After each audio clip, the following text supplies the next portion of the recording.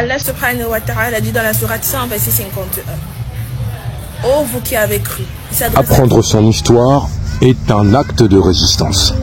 Ce n'est pas parce que tu portes un foulard rose que tu vas faire autorité. Alors, on va faire cesser cette polémique. On va t'éteindre en une minute. Premièrement, tu as bien dit sourate 100, verset 51. C'est la sourate des coursiers, la sourate Al-Diyat. Il n'y a que 11 versets. C'est dommage. Il n'y a aucun verset de cette sourate qui commence par « Ô vous qui avez cru ». Il va falloir que tu recommences tes devoirs, petit. S'adresse à qui?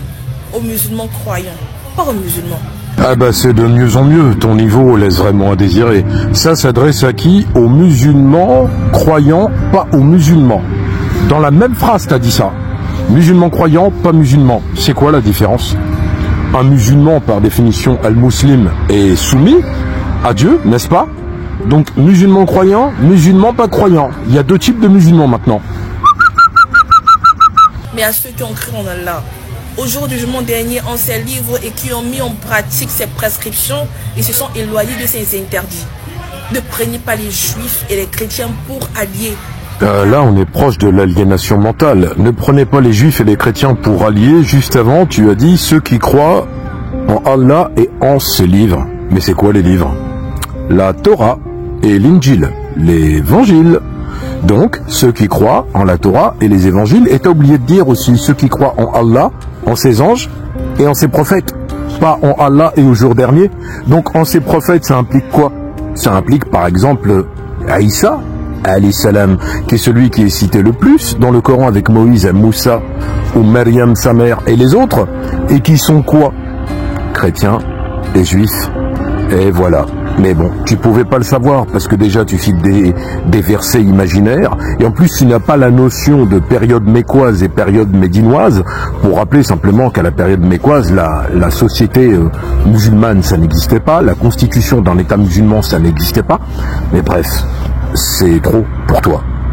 Car ils sont les alliés les uns les autres et quiconque les prend pour alliés fait partie de quoi? Des leurs. Ça revient à la parole du prophète Muhammad sallallahu alayhi wa sallam où il dit qu'il imite un peuple. On fait partie. Et ici Alors, là, tu verses dans le hadith. Ah ben, on va continuer à t'éteindre. Hein. Ce hadith est rapporté par Abu Daoud et Ahmad. Quiconque imite un peuple en fait partie. Qu'est-ce qu'il veut dire au sens global, selon le tasfir qui en est donné par les savants, ce que toi, tu n'es pas? Eh bien, cela signifie que quelqu'un qui est par exemple avec des gens pieux, et qui est tout le temps avec eux, finira par devenir pieux. De la même manière, celui qui est en présence constante de gens qui sont dans la mécréance, par exemple, pour utiliser un terme que tu aimes utiliser apparemment, ils tomberont nécessairement dans la mécréance.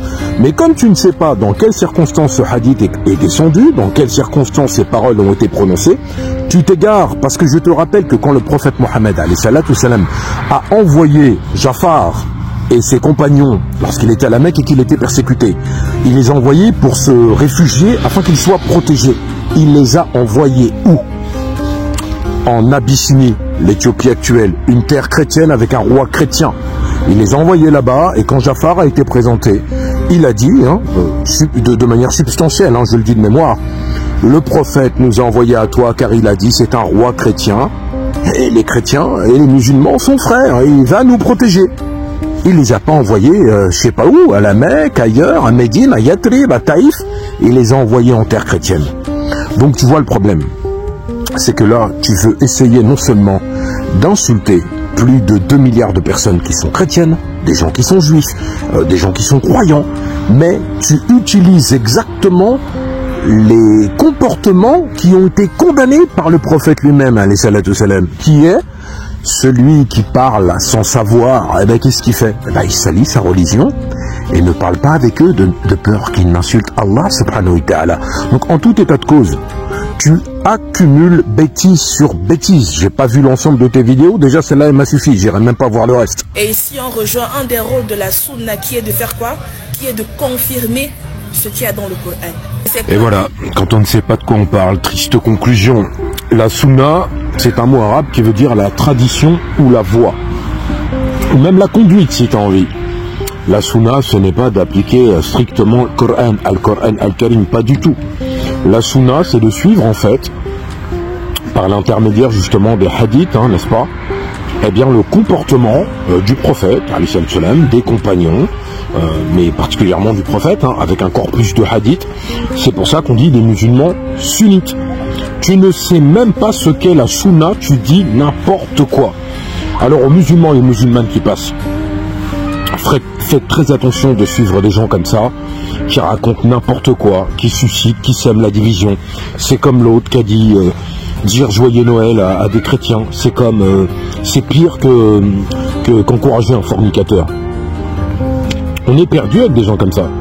En tout cas, vous voyez, la fitna, la bid'a, les innovations, la fitna, c'est le fait de faire de la division. Ça mène à l'égarement, et l'égarement mène au péché, et le péché mène, et vous le savez. Donc bref, c'était pitoyable. Si je vois passer une autre de tes vidéos, j'hésiterai pas à allumer, parce que franchement, t'es d'une incompétence redoutable. Tu devrais plutôt retourner étudier un peu, et puis il faut que tu changes, ça va pas. Enfin, on a dit on critiquait pas les physiques, mais rien de ma tête. On critique pas les physiques, on critique pas le foulard rose, on reste courtois. Merci de vous abonner.